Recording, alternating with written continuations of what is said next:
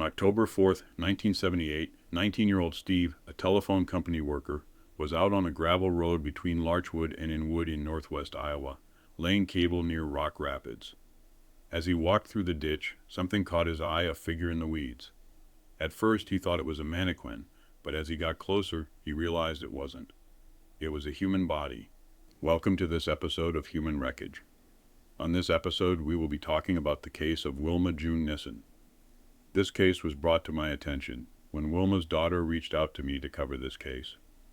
Wilma's daughter Chrissy is still searching for answers and closure for her mother. Let's get into it.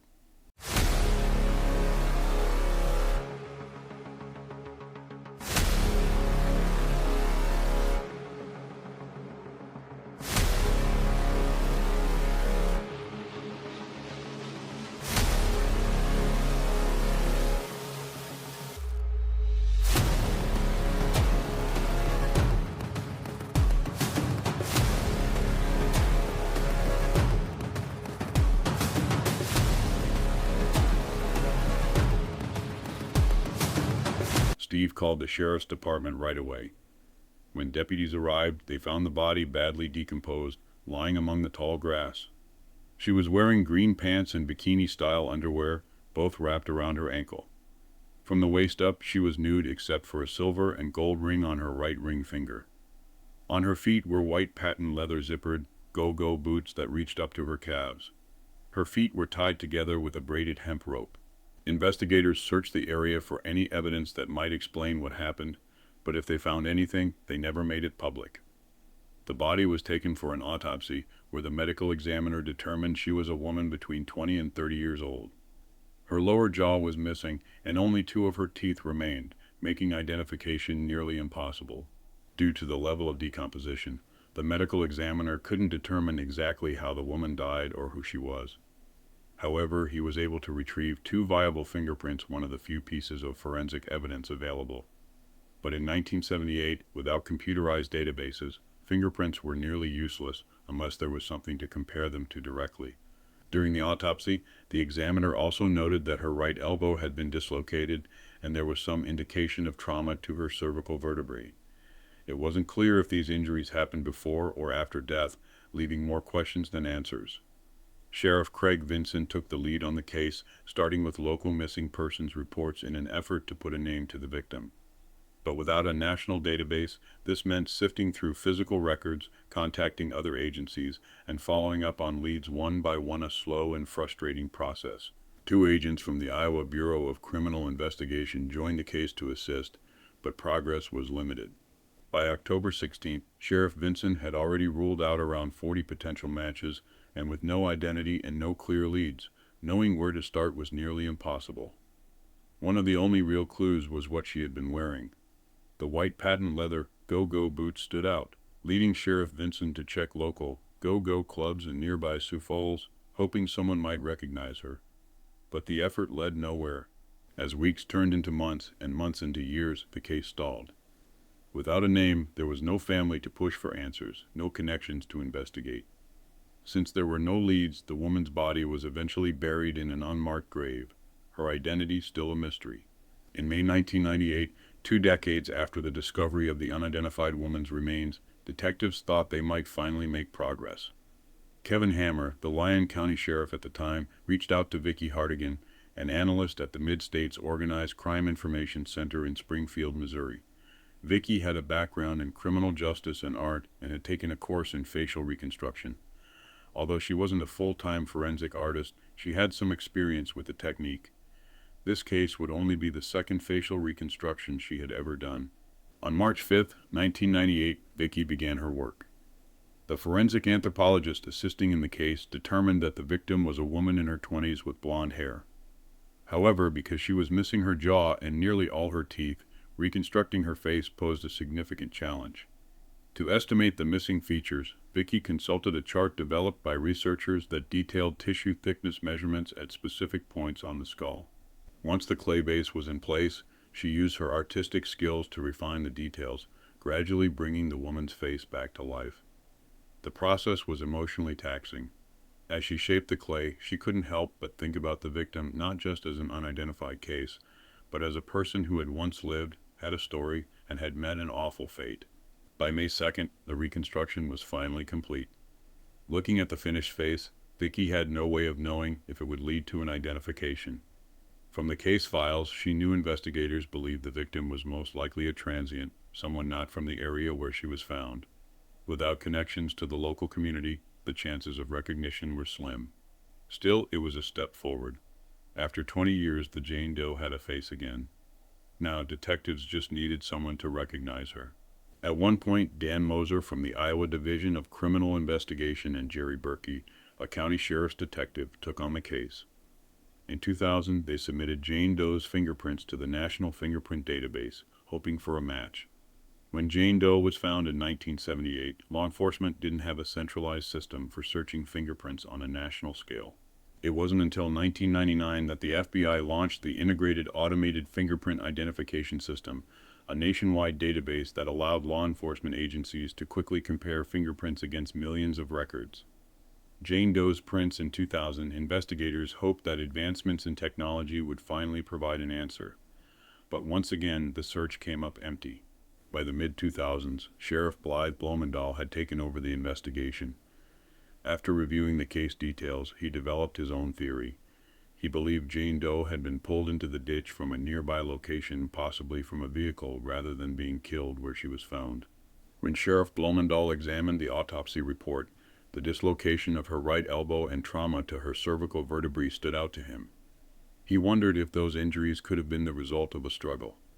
If she had fought back, there was a chance she had left behind DNA evidence, possibly under her fingernails. There was also another troubling detail. Her pants and underwear had been wrapped around one leg, which suggested the possibility of an intimate encounter before her death. Whether it had started as consensual and turned violent, or whether it had never been consensual at all, was impossible to say. Despite his efforts, Sheriff Blomendahl was frustrated that the medical examiner hadn't been able to determine an official cause of death. If he had more details on how she died, he could have used the Violent Criminal Apprehension Program VICAP to compare her case to similar unsolved homicides across the country. But without that crucial piece of information, the search for connections remained difficult. However, 27 years after Jane Doe was found in 2006, a breakthrough finally came. A lab technician matched a left thumbprint recovered from the remains to a fingerprint in the national database. The print had been entered years earlier by the Los Angeles Police Department and belonged to a woman named Wilma June Nissen, who had prior arrests for sex work. By then, Sheriff Craig Vinson, one of the first detectives on the case back in the 1970s, was 87 years old. Despite retiring long ago, he still visited Jane Doe's grave from time to time. Now she finally had a name. With Jane Doe now identified as Wilma Nissen, the investigation could shift to uncovering how she died and who was responsible. Sheriff Blomendahl held a press conference to announce the identification. He revealed that no missing persons report had ever been filed for Wilma and that she had lived in various places across California. The last confirmed location investigators could place her in was Long Beach in 1975. As he noted that she may have gone by the nickname Boots and urged anyone with information about her life or death to come forward. Meanwhile, across the country, the news reached someone who had been searching for Wilma for years. On February 17, 26, in Seal Beach, California, a woman named Starla Patterson was reading the Long Beach Press-Telegram when a news bulletin caught her eye. It reported that an unidentified woman found in Iowa had been identified as Wilma June Nissen. Starla was stunned. For the past decade, she had been helping her friend Chrissy search for her missing mother, Wilma June Nissen. Chrissy was shocked to learn that her mother had been found, though not in the way she had hoped. She immediately contacted Sheriff Blomendahl at the Lyon County Sheriff's Department and sent over a photograph of her mother, confirming that their former Jane Doe was indeed Wilma Nissen. For Sheriff Blomendahl, this was a crucial moment. He had feared that Jane Doe had no living relatives, but now there was someone who could help fill in the missing pieces of Wilma's life. The Iowa Division of Criminal Investigation compared Chrissy's DNA to that of Jane Doe's at the Des Moines lab, and the results confirmed Chrissy was Wilma June Nissen's daughter. This breakthrough allowed Sheriff Blomendahl to uncover more details about Wilma's troubled early life. Wilma was born on October 19, 1954. In 1962, when Wilma was just 8 years old, her mother left the family setting off a series of tragic events. Wilma's father, struggling with unemployment, became abusive and neglectful. He would lock Wilma and her sister, Mona, in a closet, leaving them confined and isolated. When the family lost their home, they were forced to live in a car, and during this time, Wilma's father sent her out onto the streets to find food and money. Mona, still young, was kept locked in the trunk of the car. In 1964, just 2 years after their mother's departure, the state intervened and removed Wilma and Mona from their father's care. Mona was placed in an institution, while Wilma's fate was more uncertain. By 2006, when Wilma's body was finally identified, Mona was still alive. She was living in a foster home for disabled adults in California. Sheriff Blumendahl reported that Mona was made aware of her sister's death when someone informed her of the tragic news. On December 5, 1964, Wilma was placed in the care of her first set of foster parents, Maxine and Marshall Holt. When Wilma arrived at the Holt home, she was severely behind in basic life skills. She couldn't read, write, or even hold a fork to feed herself. In a phone interview with the Sioux City Journal, Maxine recalled the early days with Wilma and said the young girl quickly grew attached to Marshall, calling him Daddy. Maxine also mentioned how Wilma was immediately smitten with their dog. She described Wilma as culturally deprived, but emphasized how much love she and Marshall gave her, treating her as if she were their own child. Always smiling, Wilma was a happy and enthusiastic young girl who took a strong interest in the activities of the Holt family and their 2 other foster daughters. Maxine took on the role of teaching Wilma at home, where she learned to read, write, and solve math problems. Wilma was eager to learn, and Maxine fondly recalled one day when Wilma said, "I love you, Mother, for teaching me so many things." Unfortunately, Maxine's diagnosis of rheumatoid arthritis eventually made it too difficult for her to care for the children, and in 1966, Wilma was removed from their home. Afterward, Wilma moved through 4 different foster homes before finally settling with her last foster family.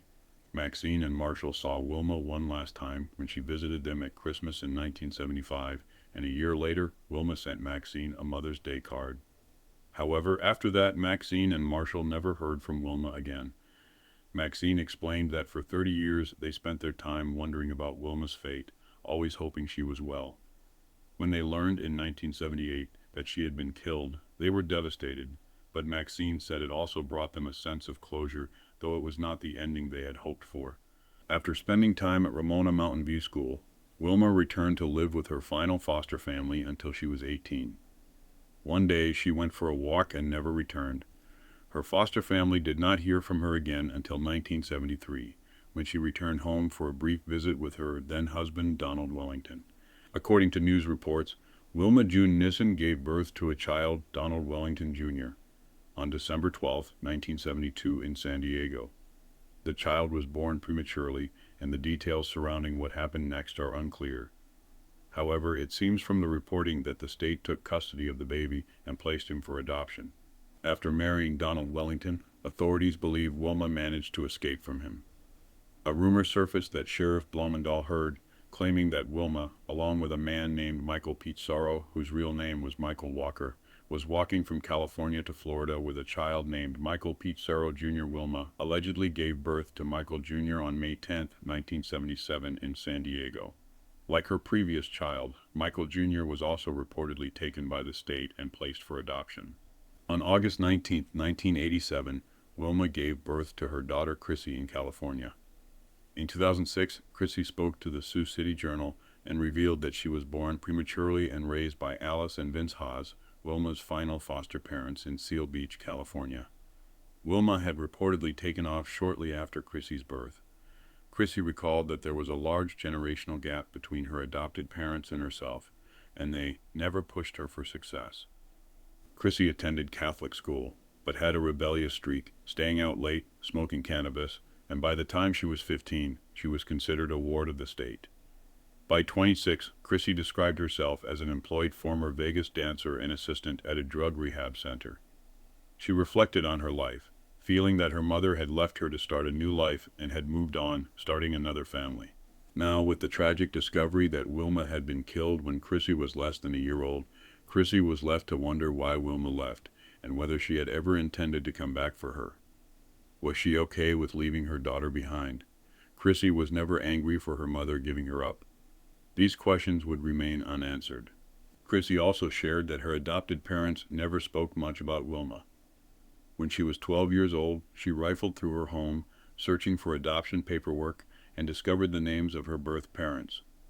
She expressed confusion over why her adopted mother and father never wanted to talk about Wilma. When Chrissy was 15, she found an image of her biological mother, Wilma, but the Hodge family took it from her, telling her they had assumed Wilma was dead. At 17, Chrissy began a relationship with a guy whose mother, Starla Patterson, took an interest in Chrissy's search for her biological family. Starla was determined to help Chrissy find her biological parents. In their search, Starla helped Chrissy track down her biological father, Robert Urban. He was listed in a phone book in California, and after finding him, Chrissy met him in person. Robert revealed that he, too, had wondered what happened to Wilma, but didn't have any answers. Tragically, Robert passed away shortly after meeting Chrissy. Chrissy's quest to learn more about Wilma and her biological family continued. Around 18, she placed her name on adoption registries and reunion websites, hoping for any leads. She even reached out to talk show host Sally Jessy Raphael, asking for assistance in locating Wilma. Chrissy shared with the Sioux City Journal that she had many questions for Wilma, the most pressing being, "Why did you disappear?" In February 2006, Starla contacted Chrissy to inform her that Wilma had been dead for years, her body having been identified as a Jane Doe. Chrissy was stunned, and at that point, her search shifted from wanting to understand why Wilma left to wanting to know who had taken her mother's life.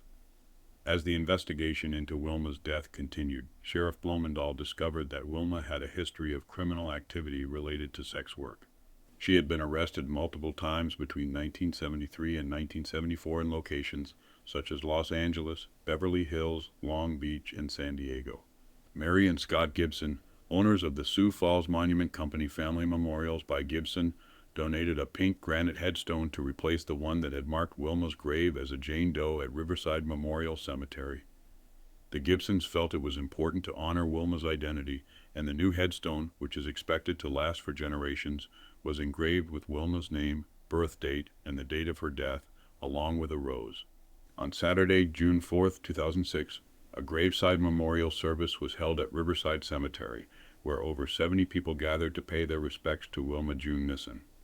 Although Chrissy couldn't attend, her friend Starla Patterson, who had helped with the search for Wilma, spoke on her behalf. Starla shared that Chrissy appreciated all the efforts made to honor her mother and hoped to visit Iowa one day to thank everyone in person. Many locals who had followed the case of the unidentified woman found in the gravel ditch were relieved to see some resolution after so many years of uncertainty. In September 2006, Chrissy finally made it to Riverside Cemetery. She left a mood ring with the word "love" engraved on it and a tiny Egyptian ankh, which she had once worn around her neck. Chrissy told the Sioux Falls Journal that it felt like losing someone she had always wanted to meet. She expressed regret over not connecting with her mother, sharing how she wished they had the chance to know each other. With a bittersweet smile, Chrissy joked that she heard her mother loved boots, just like her, as she wore a pair to the cemetery that day. The investigation into Wilma's death was far from over. Sheriff Blomendahl remained focused on uncovering the details of her life after 1977, when she gave birth to Chrissy, and determining how she ended up in Iowa in October 1978. A significant lead came from Charles Inman Belt, who was 82 years old when cold case detectives contacted him in San Diego. Charles recalled that in early winter 1978, when he was 54, a sex worker asked him to drive Wilma from California to Atlanta, Georgia, because someone in California had threatened her. Charles said he took Wilma to Atlanta, where she stayed with his mother, Juanita, for a short time. However, after just 2 weeks, Wilma left without explanation. Evidence showed that Wilma had tried to change her last name to Belt in February 1978. He mentioned that after her brief stay, Wilma left Atlanta, and at that point, Sheriff Blomendahl wondered if she had returned to California. The question remained, how did she end up dead in Iowa months later? In September 27, Sheriff Blomendahl made the decision to exhume Wilma's body from Riverside Cemetery in the hope of gathering crucial DNA evidence. Chrissy was present as the exhumation process began at 9:30 a.m. The team carefully raised the concrete vault, revealing a cloth coffin inside. After 20 minutes of careful work, the lid was finally removed. But what they found was unsettling. A body bag and at least 40 gallons of water had entered the coffin, making it unclear if any usable DNA could be recovered. Despite the water damage, investigators did manage to take some samples from the water to be examined by a pathologist, though they were uncertain what could be gleaned from the samples. Sheriff Bloemendahl, however, remained hopeful. He noticed that Wilma's fingernails, which had been carefully bagged, were not waterlogged, and he believed there was still a chance of obtaining usable DNA evidence. At the medical examiner's office, forensic anthropologists were surprised by how well preserved Wilma's body remained despite the water damage. They worked diligently to uncover a cause of death, though that information remained confidential. The authorities were careful to withhold certain details, hoping to keep key pieces of information that only the killer would know as they continued their investigation. After the forensic examination of Wilma's remains, Sheriff Bloemendahl opted to preserve her body rather than proceed with reburial. His reasoning was clear. He wanted to leave the door open for any future advancements in forensic technology that could offer new insights into the case. In 2021, a report by Kilo TV highlighted one crucial piece of evidence that investigators were still holding on to, waiting for technology to catch up. The Lyon County Sheriff's Office enlisted the help of a Scandinavian company specializing in cutting-edge techniques to reanalyze the evidence. They focused on items like the rope in Wilma's clothing, seeking any trace of DNA that could provide a breakthrough. Although they managed to find some DNA, it required amplification to be useful for further examination. Unfortunately, the FBI's CODIS database doesn't support amplified DNA, so the findings couldn't be entered into the system at that time. Nevertheless, investigators remained hopeful that this evidence might eventually lead them to Wilma's killer. In February 2009, the investigation took a more proactive approach when the Lyon County Sheriff's Office initiated a door-to-door canvassing effort in the vicinity where Wilma's body was found. This campaign aimed to gather new tips and uncover any information that might shed light on the mystery surrounding her death. Along with this outreach, the Sheriff's Office also offered a $10,000 reward for valuable leads, launching a dedicated hotline and website to encourage the public to submit any relevant information. This community engagement seemed to yield results. That summer, 82-year-old John Vangemeren was arrested by the Lyon County Sheriff's Office and charged with 6 counts of perjury. These charges stem from his alleged false statements during interviews on June 19th and August 14th about Wilma's murder. According to court documents filed in Lyon County District Court, Vangemeren was accused of lying under oath by either making false claims or failing to disclose important details. He was questioned about his acquaintance with Annette Jacobson after being shown 2 photographs of her, as well as his involvement in transporting a stripper or sex worker from Sioux Falls to his home. Vangemeren was also asked about hosting dancers on several occasions and his dealings with sex workers at his residence, including incidents where his wallet was allegedly stolen by a sex worker and his role in arranging for strippers to appear at a bachelor party. FBI agent John Moeller declined to comment on whether Vangemeren was a suspect in Wilma's murder or whether Annette's connection to him had any relevance to the case. However, Agent Moeller did reveal that Vangemeren was brought to their attention during a canvassing operation in the 5-mile area where Wilma's body was discovered. In September 2009, Vangemeren's attorney filed a motion to have the charges dismissed. Attorney Edward W. Bjornstad argued that the statements made to the FBI violated Vangemeren's constitutional rights, claiming that his client couldn't receive a fair trial in the local court. Additionally, Bjornstad argued that FBI agent Moeller's comments to the Sioux City Journal, where he suggested that Vangemeren was involved in a big negotiation game, had undermined the presumption of innocence and violated Vangemeren's right to a fair trial. He requested a change of venue and sought the unsealing of search warrants and testimony to aid in the defense. Bjornstad also called for State Attorney Carl Peterson to recuse himself, accusing him of becoming a witness in the case due to his involvement with Vangemeren's summons. The perjury trial was set multiple times but postponed, and in February 2010, all 6 perjury charges were dropped. Prosecutors cited new substantial information that had emerged in the investigation, and the case was dismissed without prejudice. A 2021 Kilo TV article later confirmed that Vangemeren was not considered a suspect in Wilma's murder. In May 2016, the Lyon County Sheriff's Department made a startling revelation in the decades-long investigation into Wilma Nissen's murder. For the first time, investigators released a photograph of a woman they believe could be crucial to solving the case, a woman known by the stage name Sugar. In the summer of 1978, Sugar was one of the dancers, escorts, and sex workers who worked at parties in and around Sioux Falls, South Dakota, and in Lyon County. The image, captured during the mid-1970s, brought the case back into the public's focus. According to Detective Jerry Berkey, both Wilma and Sugar were part of an escort service called Playgirls or Playmates. After the release of the photograph, new leads flooded in, rekindling hope in a case that had grown cold over the years. While authorities knew Sugar's real name, they chose to keep it under wraps, hoping that someone would come forward to identify her. Despite being questioned multiple times, Sugar never admitted to any involvement in Wilma's death, but investigators uncovered that soon after Wilma was killed, Sugar had fled to Canada. There she was involved in a violent altercation where she stabbed someone, forcing her to return to the United States. Beyond Sugar, another figure known only as Peaches surfaced as a potential suspect.